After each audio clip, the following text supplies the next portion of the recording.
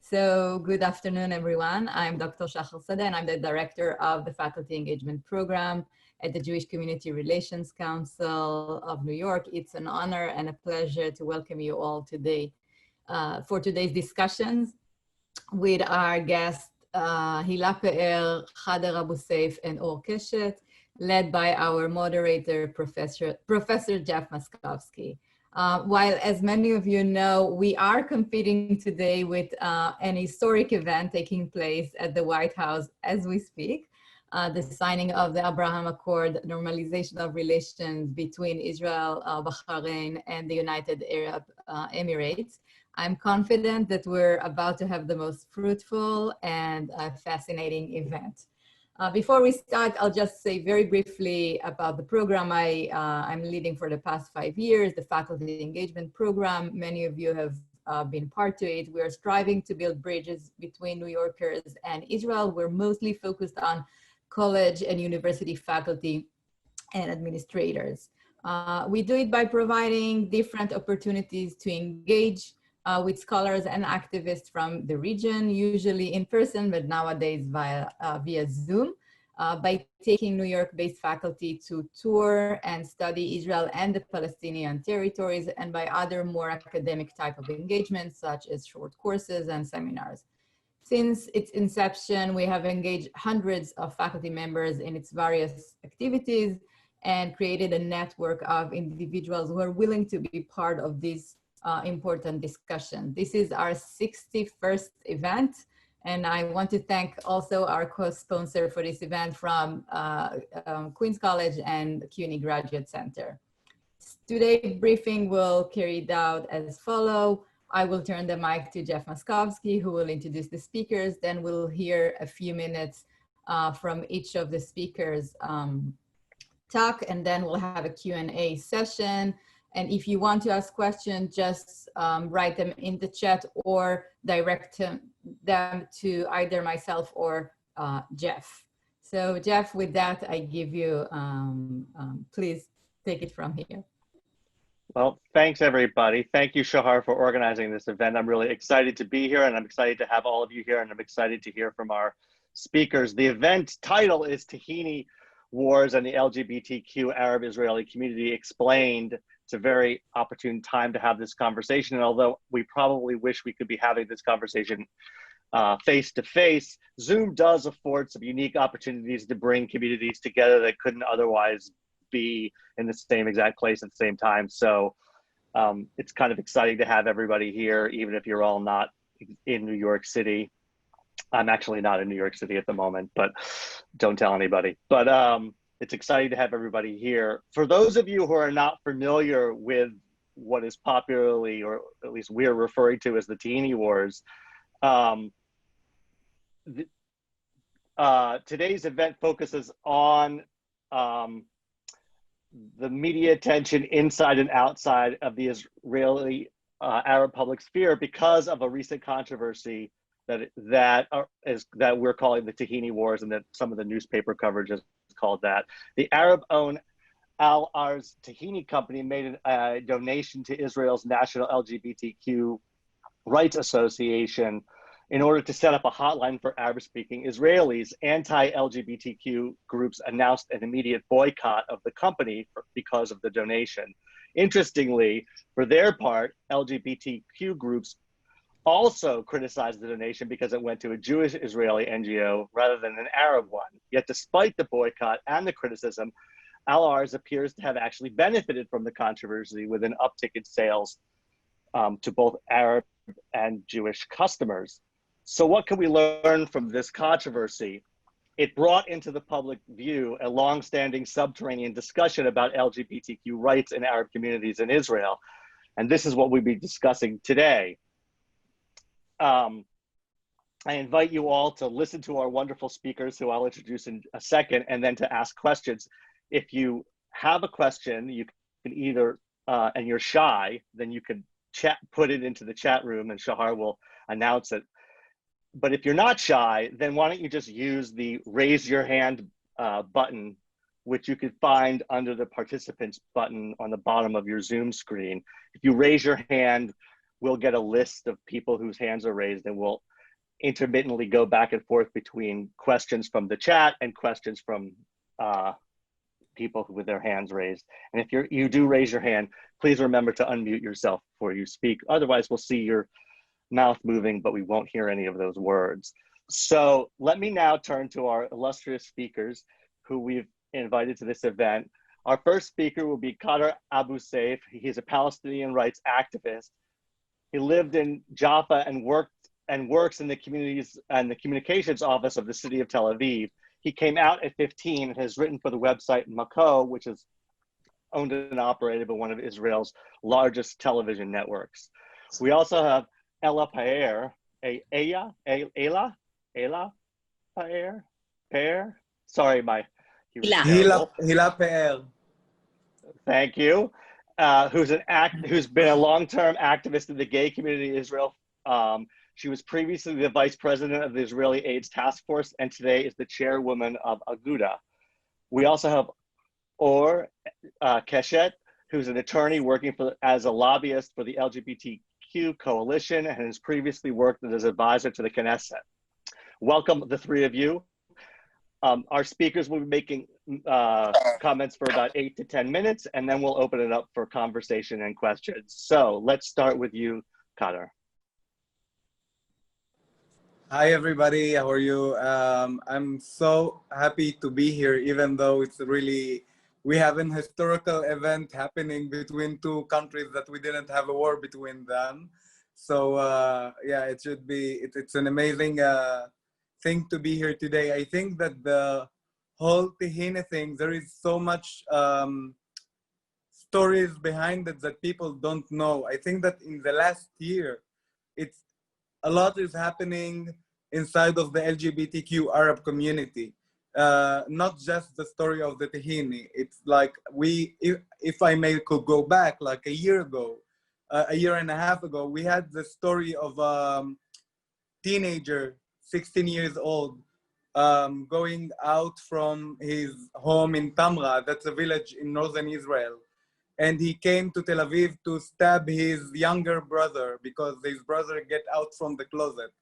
And it was so shocking, the story of this attack of the brother on his brother. And we had like this whole new conversation in the media, like Facebook and Instagram and WhatsApp, and everybody that I know talked about this thing. And it was so shocking to everybody. And maybe in this period of time, this was the first time that we started to hear about like a lot of Arab people starting to say their opinion about LGBT, but not just from the point of view of it's wrong and you shouldn't do it. We had a lot of Arab people starting to talk in the behalf of LGBTQ Arabs. And that was a starting of something that we didn't hear almost we didn't hear the thing like never. Like we heard like a lot of voices, but it wasn't so clear. And we didn't know that we have the support of the people, even though it's not my majority, but still we started to hear about a lot of straight voice Arab people talking in the behalf of the LGBTQs. And it was like, it came for a brief moment and it gone. And I was so sad that we had this moment, even though it's really horrifying story, but we had this moment of people commenting and saying that LGBTQ, it's not something wrong. And everybody and everyone have the right to live the way that he want to live. And it was such an amazing moment. And then like we had another encounter. We had like this gay dancer. His name is Ayman Safiya. He's really like an artist and well-known in the Arab community. And he got dead drowning in the ocean. And it was the first time that we saw in the Palestinian Arab community inside of Israel, we saw the parents that recognized that their son was gay, and they refused to do an Islamic funeral, and then again, all the Islamic people, the religious people, starting to talk about how dare they to do non-Islamic funeral to their son. And then we had all of this rumor and really bad things saying about Ayman, the dancer, the artist. And again, we saw like this huge amount of support inside of the Arab community. And it was so surprising. Till now, I'm a bit surprised, but we see also a lot of backlash. And after that came the story of the tahini. The story of the tahini, it's quite shocking, because I think that the supermarkets that throw the tahini from the shelves, they didn't really thought that the impact of that what they were doing will be so big. The tahini story actually brought the Arab LGBTs and the Arab in this country. For the first time, they brought like the people like of the Knesset talking about it, the Arab people of the Knesset, like Knesset member Ayman Oda or Aida Tuma Sulaiman was talking in the beneath of the tahini. They wanted, and they were talking about the LGBT rights, not fully, but they started to talk about it. And I think that this thing leading to this point, it came with such a huge struggle for over the years that just in the last year, we're seeing this like a blip of hope coming out of this whole situation of what does it mean to be an LGBTQ Palestinian Arab inside of Israel. So a lot of times people think that we can be whoever we are because of the Israeli state, because it's liberal and because it's democratic, and because in anywhere else in the Middle East you cannot be safe and sound. It's not the truth. The truth is that I can be Khader, an openly gay Arab person inside of Tel Aviv, not because of Israel. It's because of Tel Aviv, period. It's because of the organizations that work inside of Tel Aviv, period. And a lot of time people make the mistake and they think that the fact that people can be openly gay about their identity and who they are, it's because of Israel. And the Arab community now, and the Arab LGBT community, it's making like this baby small steps to the way, like, I think if I will do a timeline, the Arab community now is facing what the Jewish Israeli community, the LGBT Jewish Israeli community faced in the 90s. Like after this whole story is coming out, we had a lot of attacks against the gay Arab in the beach, we have an attack in Jaffa that two gay teenagers was sitting and talking or something, and it was in the big holiday of Eid al-Adha, the sacrifice holiday, and they beat it up because they were gay. And I think that it's all happening so fast, this whole drama about this issue, because people are really starting to get afraid. Not just common people on the street, not just Arab people that living in villages, also people like religious people and people that they don't want this change. We have a lot of groups inside of Jaffa, Facebook groups that began like with this really violent language against the LGBT community. And also there, you can see the conflict. You can see Arab and like liberal, open-minded Arab and conservative Arab starting to backlash each other, and it's so crazy and amazing. And I will say why it's so amazing. It's so amazing because until now we didn't have this conversation. We didn't have this people standing beneath, like in behalf of the LGBTQ Arabs in the Arab society inside of Israel. So we're going through like crazy change, I will say, but like we still have so much work to do, not just as a LGBT Palestinian, also as a LGBT in Israel in general. That's it, I think. Thank you very much. That was super interesting, and I look forward to hearing more from you as the conversation goes on. Ella, can we turn to you now? Yes, you can. Can everybody nod if you can hear me, just so I know we're oh, this is good. Can everybody clap if you can hear me? I'm just messing with you. Thank you, though, for being cooperative. Jeff's really taking it. Thank you. Well, I'm sorry, I don't have Khader's ability to be as fluent and emotional. I have to be a bit more stuck to my page. So I'm gonna try and give you guys a bit of a rundown of the events that took place in, let's say— I love you so much. Kind of the events in big bricks that happened that kind of led to where we are now, and kind of set the stage for all to talk about what's going on in the Knesset right now and what was the big thing that happened just a month and a half ago. So pleased to meet you. My name is Hila Pe'er. I'm the chairwoman of the Aguda. And the Aguda is the oldest gay organization in Israel. We're celebrating 45 this year. And we work in 3 main planes. And I'm not just shooting the breeze. It's going to connect to the Tahini, I promise. And our 3 main issues of work are, first of all, municipal work. We develop local communities, local gay communities across Israel.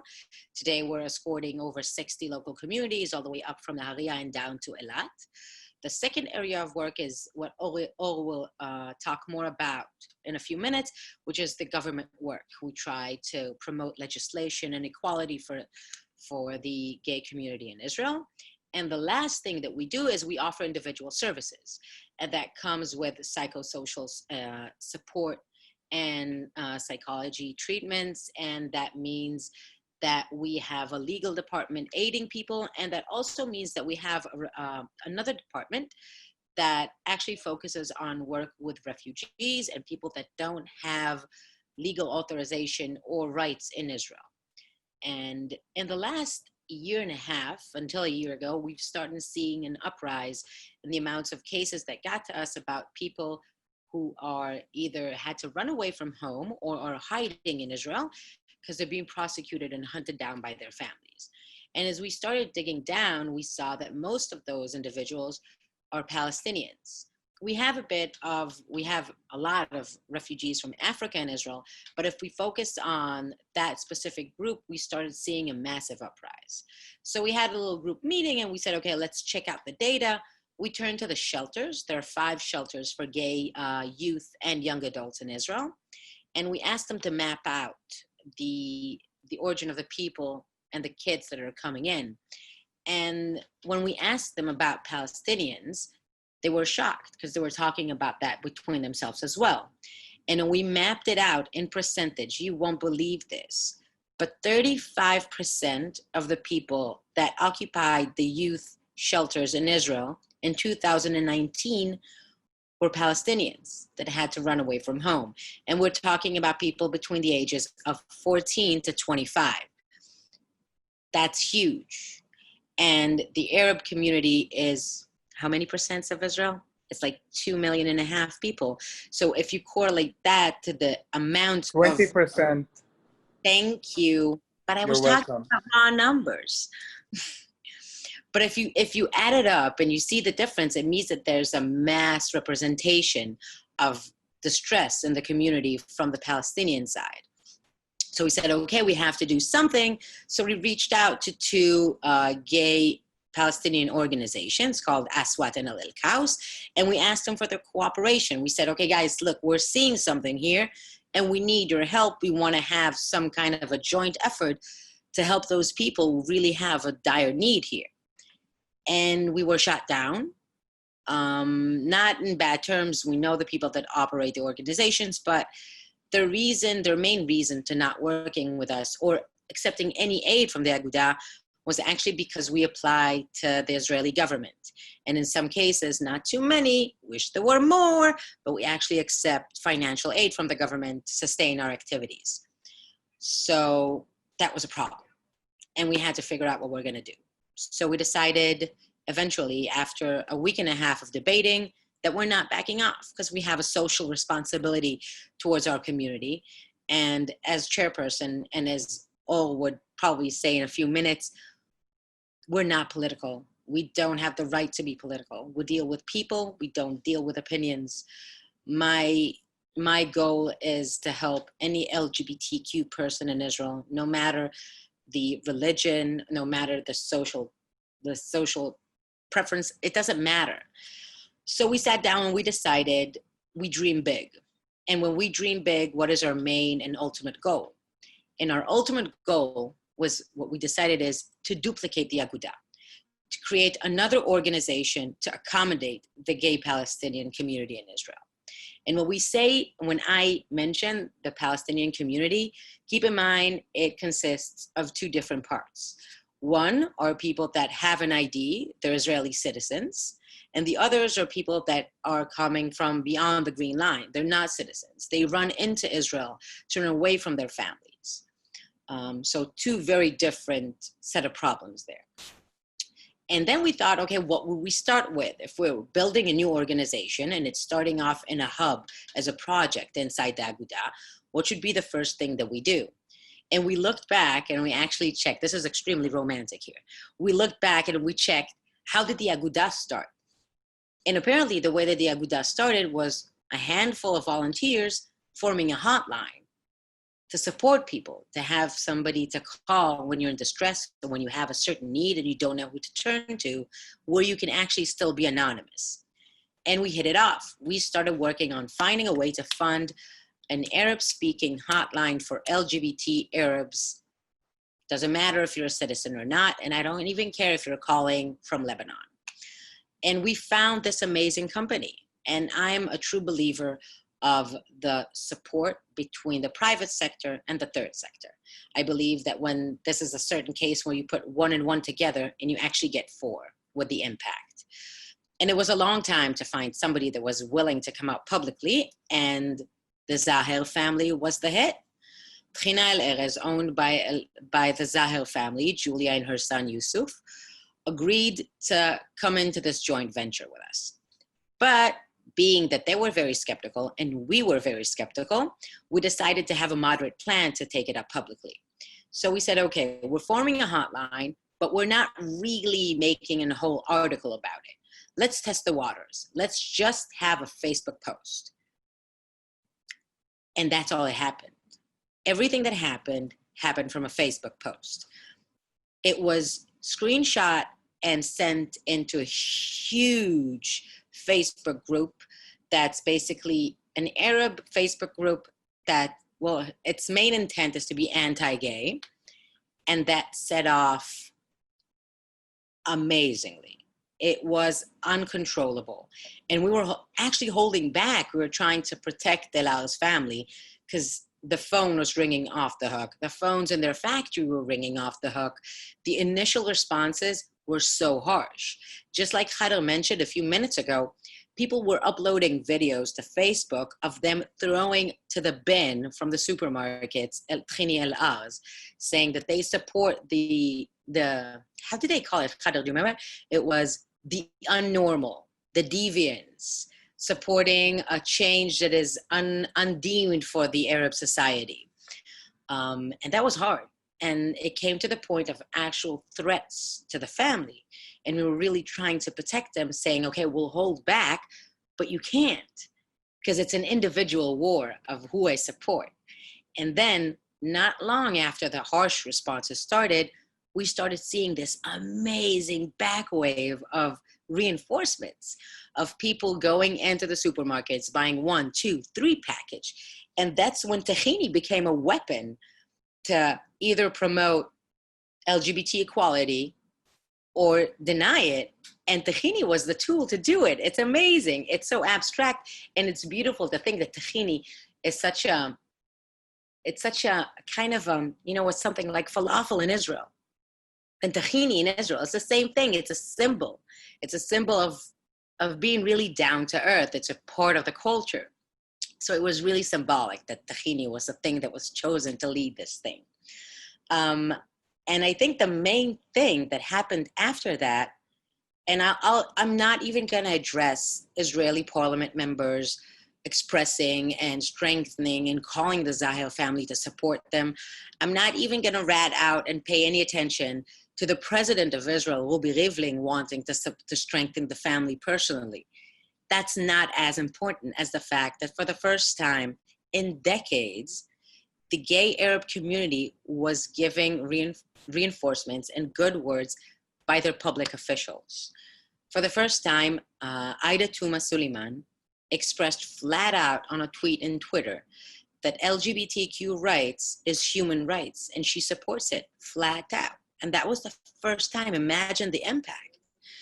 And Ayman Uda, his response was kind of more on the fence. He started off by condemning the boycott in the Arab community against Tahini Wars, saying, if you're not boycotting other companies that are supporting the government of Israel, don't boycott them.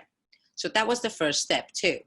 But the thing is, as I spoke to Julia and Joseph the days following the explosion of media, they started feeling more comfortable about it. They started getting more good feedbacks from within the Arab community, not going public maybe, but nonetheless really strengthening them.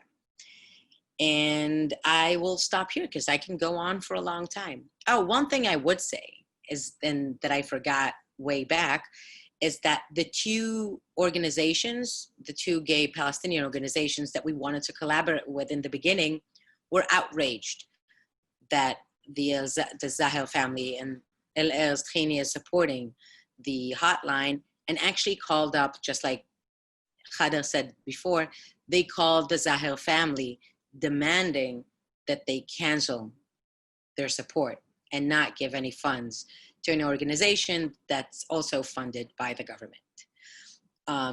So that was harsh to take in, I think, and I'm a true believer in joining struggles to complement each other. But I think the main realization that we had when we decided in the Agudat to go all at this is the same answer that I have for every single person that talks to me about this. Fine, every community needs to do for itself. But as an organization that's dealing with human rights, we can't sit aside and see people not having solutions, being kicked out of their house. To see a 16-year-old kid that's arriving in a shelter to be stabbed outside by his own brother is not something that, as an organization for social change, I can stand aside and look and do nothing about. So I think that's the Battle of Tahini. Did I forget anything? Well, if you forgot, we'll give you a chance to follow up in a few minutes, but now let's listen to Or.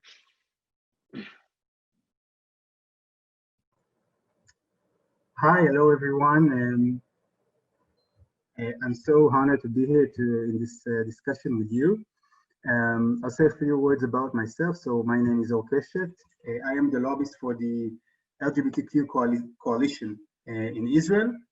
The coalition is led by the Aguda, but it also has another 15 NGOs that deal with a variety of issues and identities within the LGBT community, a local organization, even religious organizations, trans organizations, and we all work together, collaborate together in order to promote our agendas. And I try my best to represent this group working with the Knesset and with the government. Maybe to begin with, I'd say that, if one day someone will write a book about, a textbook about the gay history in Israel, I think that the events of the last year among the Arab society will definitely take a very serious chapter within this book. This is something that is truly historical. It's only the beginning. It's only the seeds. We're sowing the seeds now, but I think that for the first time we're beginning to see a change, an historical change in the approach, the attitude of Arab leadership, of Arab people within Israel towards this issue, LGBT rights, equality. I will just give you, I don't know, maybe a very short overview about a very narrow angle, which is the conversion therapy battle, against conversion therapy, and the efforts that we made to pass the law that bans conversion therapy in the Knesset. It was only passed in a preliminary reading, so it should be noted, about a month and a half ago. but it was a very important step. And it also has a very unique Arab angle, which we'll get to. So if we speak about conversion therapy, so it's very interesting to know that even in the Jewish society in Israel, it's quite a new topic. I mean, if you talk to the common Israelis about, I don't know, 6-7 years ago, not too many people would know about conversion therapy. It was something that would maybe only an LGBT activists would know, certain maybe people from the religious sectors, which usually we know that in the religious sector, the Jewish religious sector, the conversion therapy is more of a problem. So maybe there were certain discussions within these societies, but among the general public, it wasn't a big issue. It wasn't really acknowledged. But about 2 years ago, Rafi Peretz, you know who is Rafi Peretz? He was the former Minister of Education from the Yamina, from the Beit Yehudi, a very religious ultra-right party. On an interview to the news on prime time, he was asked, as a Minister of Education, what does he think about conversion therapy? And without blinking, without hesitating, he said, well, of course I support it. I know it's possible, and I've even done it myself. I asked my students, he was an educator before he became a politician. So I also recommended my students to undergo conversion therapy, and I think it's working. So he didn't have an idea what's going to happen, but there was a very, very serious gay backlash, and he was condemned from, you know, almost all of the political spectrum. Even Prime Minister Benjamin Netanyahu and some Likud ministers were very hurt to condemn his really despicable ideas. And I think we owe a lot to him, because since then there is I think every house in Israel, every family knows about conversion therapy, and it's a very hot issue. And we've even, the Aguda has launched a few polls in the last few years, and we clearly see that within the general Israeli population, there is a very strong sentiment against conversion therapy. So if we'd have like, I don't know, a public open vote now in Israel, then most probably that it would decide against conversion therapy. But anyway, in the last few years, there were some attempts to put forward like legislation, like you have in 20 different states in the USA. We also want to have our own law against conversion therapy. But all of these attempts have failed. I think there were about 3 or 4 attempts in the last 3 or 4 years. But they all fell in the Knesset. They didn't get the majority.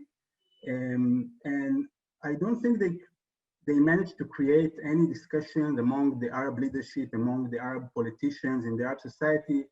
It felt as if it happens on a different planet, on a different atmosphere. There is the Jewish society or the LGBT Jewish society that does all this fuss about conversion therapy, and there is the Arab society, which has different issues, different problems, but like no meeting point. This year, it has changed. It began with the MK Nitzan Horowitz from Meretz Party. It's a small leftist party, and he approached us and he said, "Look, I think it's a good opportunity to try to promote this bill. We have a very diverse coalition. We have blue and white, which are centrist, which especially before the election, they said that they would be pro-LGBT rights. And maybe we can try to use these cracks within the coalition and try to get a majority and pass this bill."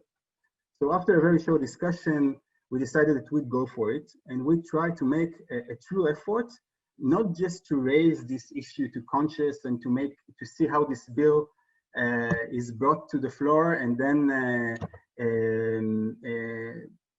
then loses majority. We said that we'll make a true effort and try to recruit any politicians within any parties to try to make it pass. So it was pretty much an engineering process, because we would go to the Knesset and sit with our allies in the Knesset, and we would go over the lists of all Knesset members from all parties and think, what the heck do we do? How do we convince them? So very fast we understood that we have two major obstacles. One is within the Likud party, and the other one is within the Arab United List, Hareshima Meshutefet. Because the rest of the parties, we pretty much knew how they would behave. We knew who would support, who would oppose, who would be abstain, and there wasn't really much to do about it. So, so we decided to put our efforts there. In the Likud, the effort was to try to convince as many Knesset members as possible to abstain, to be abstained from the vote. We knew that they wouldn't have the political courage, the guts, at least for most of them, to break the coalition obedience, as we call it. So this was the effort. But within the Arab list, the Arab United List, I think it was the first time that we made actually a very active lobbying. We actually, I organized a group of conversion therapy survivors. And we went to the Knesset without receiving invitation from anyone.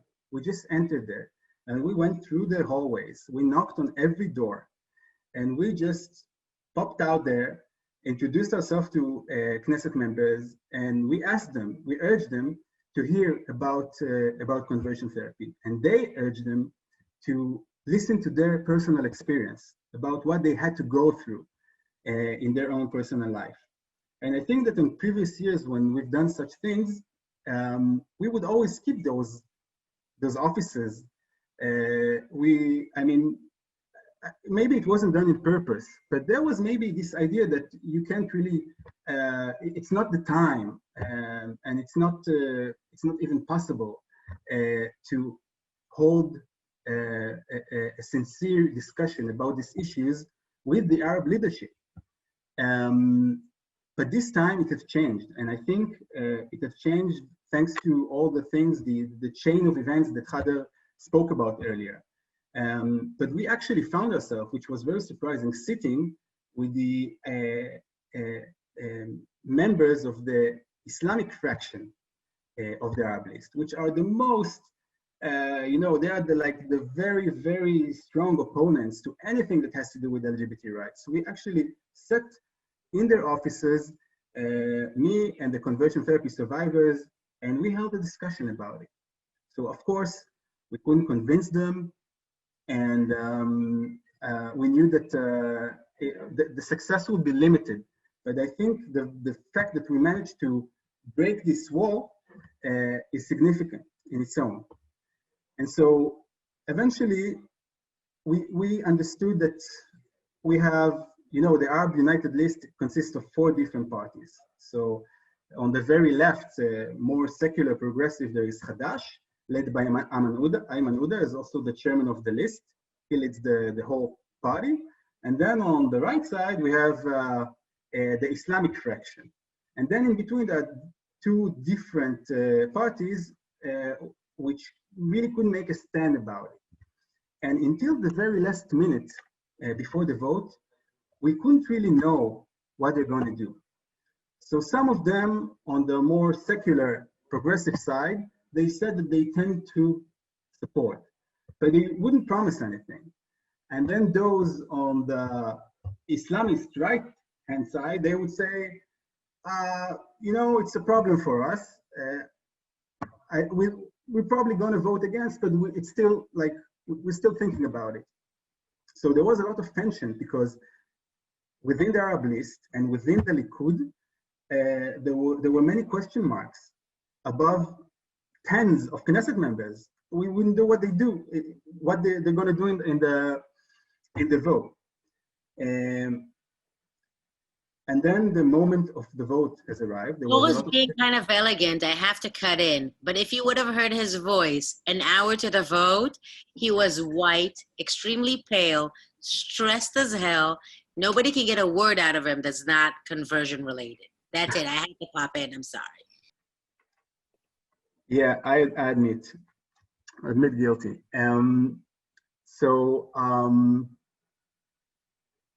I want to just give you a small anecdote, which for me is very, very, I think it's very interesting and emotional to think about it.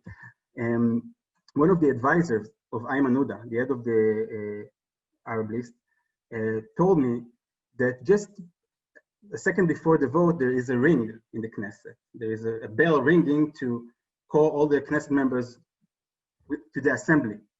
And he told me that just when it happened, he gave him a call. Ayman called him, his advisor. And he told him, well, you know, it's coming. And I know what's the right thing to do, but I think it might ruin my career.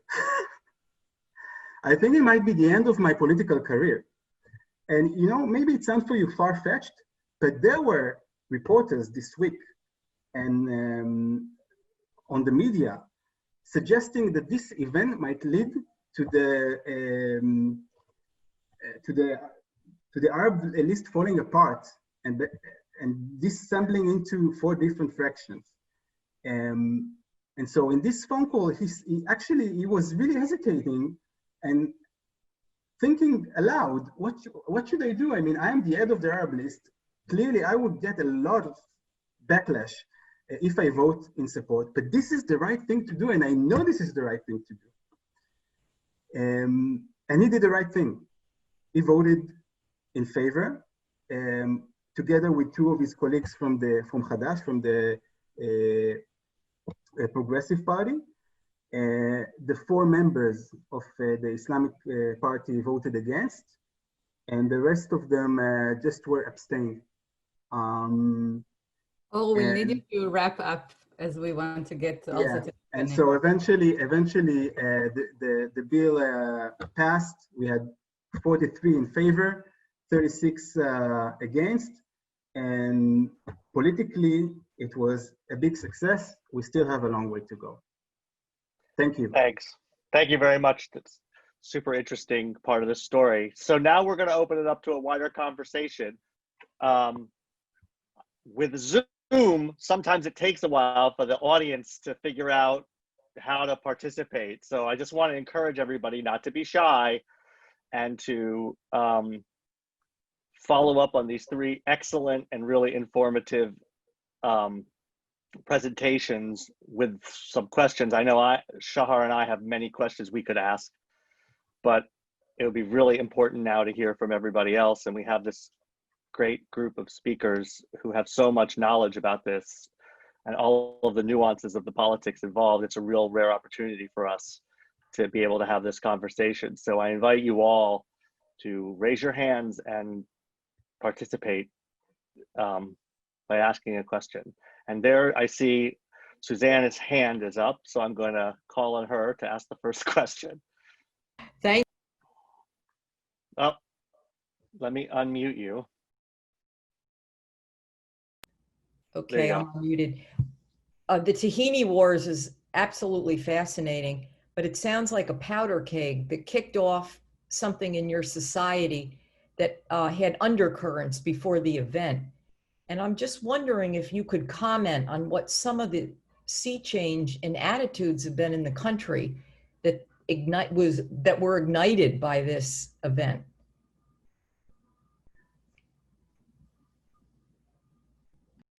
I think this is a classic Khadr question. Why is the classic Khadr question? I didn't get like in which okay in which way it's a good question, but I didn't get in which way. Is it politically or is it like society wise or? Well, let me break it down and ask a question that emerges directly out of Suzanne's question, which I was thinking as I was hearing the presentations. I understand that a great deal of political activity on the part of the NGOs and the lobbyists account for the reason that the vote and the Knesset went the way that it did. But how do you guys explain the shift in kind of popular opinion that seems to have resonated so strongly with this vote? In other words, it seems like there were large groups of people in Arab Israeli society who were supportive of LGBTQ rights in ways that they hadn't been publicly before. And what accounts for that shift in public opinion? Well, I don't think that it's a large amount. When you say a large amount, you say it from a place that you have a kind of like half-half, 50-50, or a kind of a majority. I think that what is happening inside of the Palestinian society, the Arab society inside of Israel, that in the last 10, 15 years, more and more people are getting out of the closet, specifically in the big cities, Haifa, Akko, Jaffa, and you can see the shifting of when I went out from the closet when I was 15, it was just me and another 2 guys that I know from Jaffa. So now in Jaffa, in Haifa specifically, you can see that you see a lot of Arab teenagers coming out of the closets, uploading everything on Instagram and Facebook and talking about it so openly. So you can just guess that these people have families and they have friends and they have people that surround them that love them. And I think that this is the voices that we hear. And I think that the attacks against the LGBT community arrived also to the Knesset members because they cannot stay silent about killing or hurting or even insulting an LGBT Arab without saying nothing for so long. So it's kind of, we are seeing kind of shifting. We are seeing kind of like moving forward to the Palestinian Arab community, but it's not large. It's like actually the beginning of it. It's kind of even small, I would say. It's just, this is the first time that we see this happening in front of our eyes, that we see people that actually are in the side of LGBT community. And it's because practically it's their family and friends and people that surround them. And this is the beginning. I'm not sad about it or mad about it, but the fact that we arrived to this point, it's so major for me. When asked Hila, I told her when the whole story of the Tahini happened, I was like, wow, this is historical for the LGBTQ Palestinians inside of this country. It's a major thing, but it's like the first LGBTQ parade that walked in Shenkin Street was so huge. So to Tel Avivian, it was like so massive. But like, if we're gonna talk like in numbers, it was such a small amount of people and it wasn't so supported and it wasn't that strong. And I think that this is the point, that the Tahini Act was like, this is a small thing that's happening and we have like amount of people that support us inside of the community that they are not LGBTQs, and it was major. And beside of that, I think that there is something really liberal about the approaching, like when you stand out for LGBTQs, it's not prohibited like it was before. Like now you can see a lot of, we have like, I don't know if you know the channel I-24.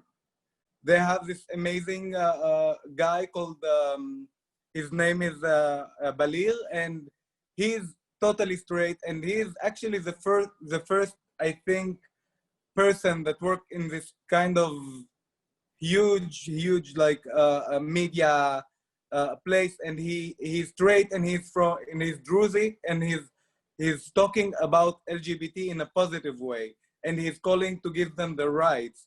So we're starting to get the people that understand that talking about the rights of gays, it's not something bad, it's not something prohibited, even if you're straight, and you need to face the stigma, because most of the people are afraid to talk in the beneath of gay people because they're afraid to be, that the society will judge them and think that they're gay also.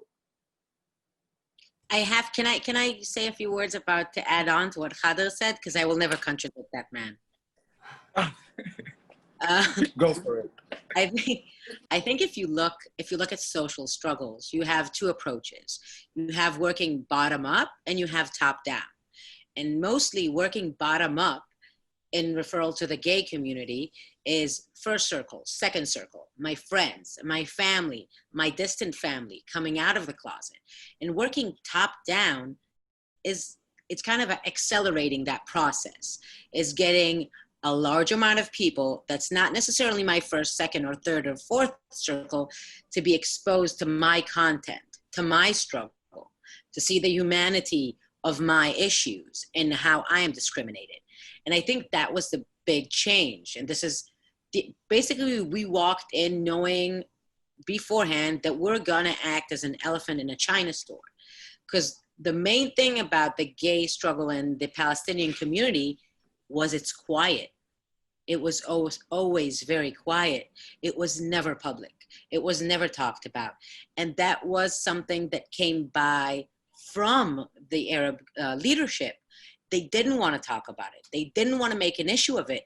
And when you don't talk about something, it's as if it doesn't exist. And if it doesn't exist, there's nobody opposing it and there's nobody for it.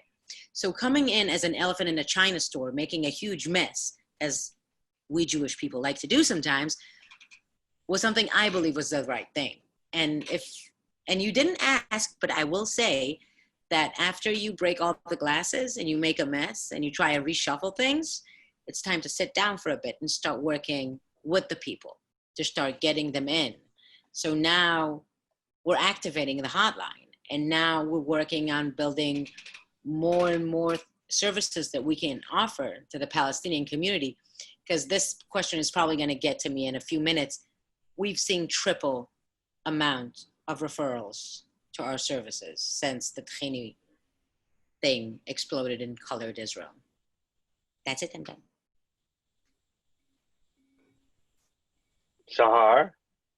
Yeah, I have a question about, you got a lot of support from President Rivlin, from different people from the Knesset. I remember a post by a group of diplomats that were buying tahina in big quantities just in order to show their support to the process.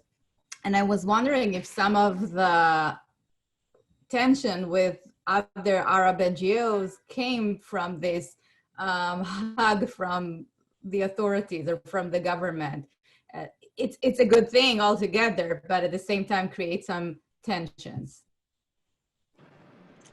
Just like, I think just from the formal eye, I think that the common people didn't really care about the stories. But like when you put the political agenda behind it, of course that, for example, of course that El Kaus, that is a really, really political, radical organization, when he saw that the diplomats and Israelis buying this tahini, of course that they will start to shout pink washing, and it's the obvious.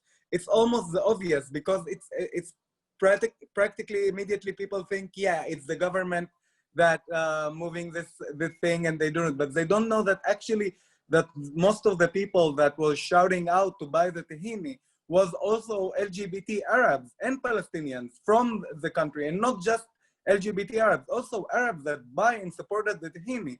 The fact that Jewish wanted to join this effort and buy also the tahini, because I think that for us, for people that living the daily life of them inside of Tel Aviv or Israel or Haifa, for us, it's not just black and white.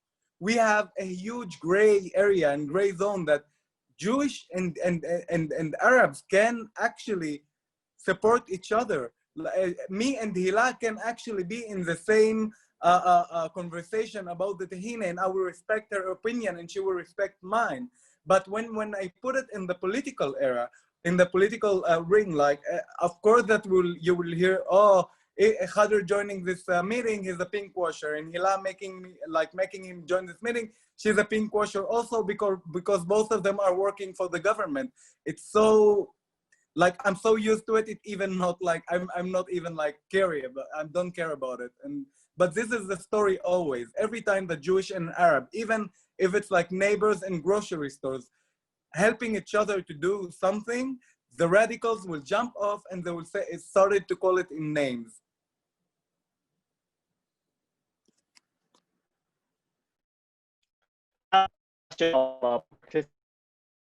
The three of you now. I'm curious to hear what you think about it. Can you say more about the special role of religion in Israel and recent struggles over LGBTQ rights? For example, in the US, we have secular marriage and divorces. The participant says, sorry if this is a very elemental question. I don't think it's elemental. I think it raises some interesting issues that I think I would like to hear what the three of you have to say about it.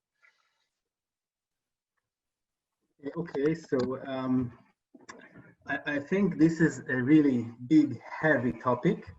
I can relate to it like very shortly. In Israel, we have a thing called the status quo. Status quo, it sounds like a really nice a term, neutral term, but it's not so neutral. Status quo its meaning is that the basic political arrangement in Israel, since it was established in 48 until nowadays, has always been defined by certain red lines, which are about religion and about certain areas where religion dictates way of life and dictates the norms. And this has been, of course, a big obstacle, not just to the LGBT struggle, but to any civil or secular struggle in Israel. Because Israel is among the very few countries all over the world in which religion rules dictates the way people get married and people divorce. And this is, by the way, not just among the Jewish population in Israel. It's the same arrangement also with the Muslim and Christians and Druze and all religious minorities in Israel. And another aspect of the status quo that you probably all know of is the lack of public transportation in Saturday and weekends. This is something that many Israelis struggle, and they have a true need to move around during weekends, and it's in most areas in Israel it's just impossible. And the other aspect of this status quo is, of course, anything that has to do with or almost anything that has to do with gay rights. I mean, gay marriage, gay parenthood, trans rights. I mean, Jewish, the traditional, the Orthodox Jewish leaders, as well as the Orthodox Muslim and Christian leaders, of course, don't accept these kind of things, and it's a political block or a political obstacle that we have to all the time fight against. Hila or Kader, do you also want to speak to this question? I can only say that I think there's nothing to add. I think all described it perfectly. I think Israel is a country that's forged from so many different groups. And I think the gay issue kind of goes through all of those groups, and somehow our existence manages to piss off every single group, sometimes equally, sometimes not equally. But there are definitely many challenges to get across. Just like Ol described before, when he said, some people in the Knesset, their way of supporting us trying to pass a bill, and the maximum thing that they can do is abstain from voting. And that's actually a statement to itself. And that says a lot, I think, but I have nothing to add. Nothing from you, Kader, about this one? No. I'm not getting into religious. No. I welcome a few more questions. while we wait to hear from you, I'd like to ask what the follow-up to this Tahini War controversy has been. You mentioned, Hila, that there was actually the hotline is working and there's quite a bit of activity. I'm curious, what are the political fallout? Has there been more?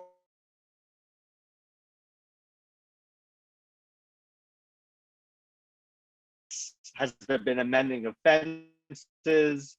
Has there been a political realignment amongst more progressive and liberal forces across religious divides? Is this unsettling politics as usual in interesting ways?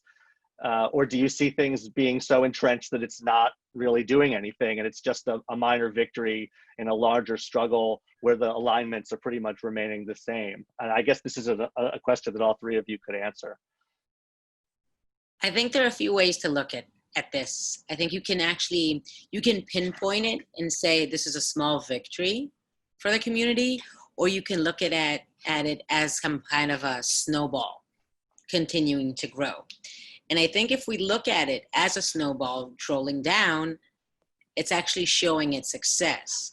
Because what started off with a tahini company donating a certain amount of money to start a hotline has grown into public figures from the Arab community expressing their support. And then it drenched down into them actually voting to ban conversion therapy in the Knesset. And that is never heard of. Not that the fact they would openly speak to support the gay community and its rights, and of course not that they would vote for an LGBTQ bill in the Knesset. And I think from here, we're measuring our steps. I think once you make a mess, first of all, be responsible for it. Look at the repercussions on the community. And now we're working to take it in. We're learning to develop everything we're offering to accommodate the people that we made it possible for them, or at least maybe a bit more possible for them to come out of the closet, to have a bit more courage to step up and be themselves openly. And we're working to take that in. And I think the next time that we go public with something, if it's an article, if it's a feature, if it's I don't know what, should be the time when we're ready to take in the next step. And those things build together. I mean, Ol says this all the time. The work that he does with Knesset members pays off not always for the next vote, maybe for the one after that, maybe for the one after that, but it's building relationships and it's changing perceptions. So I think the consequences of what we did will be best learned as far as we go and as good as we are in harnessing those partnerships. Or would you like to speak to the question as well?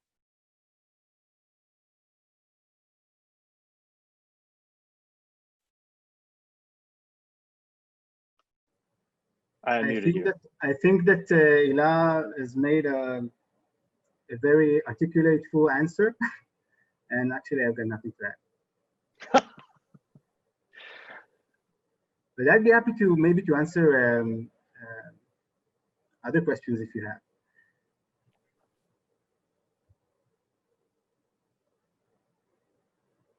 Do we have other questions?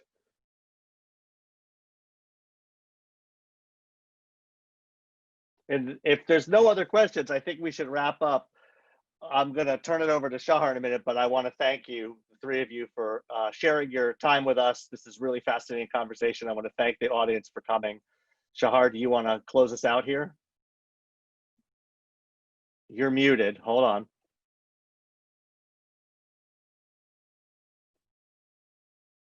Unmute yourself. I'm trying to unmute you. It's not working. There you go. All right. Now you can hear me, right? Yes. So first of all, thank you very much to the speakers. This was fascinating and very eye-opening.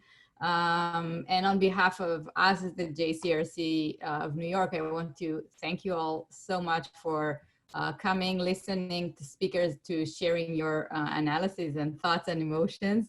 I hope to see you again in other future events that we have. as the faculty engagement program. We have another one coming next week about diversity and inclusion in the Hebrew University. In the Hebrew University. We focus on Palestinians from East Jerusalem and the ultra-Orthodox, and especially nowadays under COVID. It should be interesting. And that's it. And for those of you who are celebrating Shana Tova. Shana Tova. Shana Tova to everyone. All right. I have to Thanks for share with coming. you the best Shana Tova blessing I was given today. Somebody said to me, may this new year start with a vaccine and progress into a plane ticket. Amen. Very accurate. Thank you very much for having us. Bye, everybody.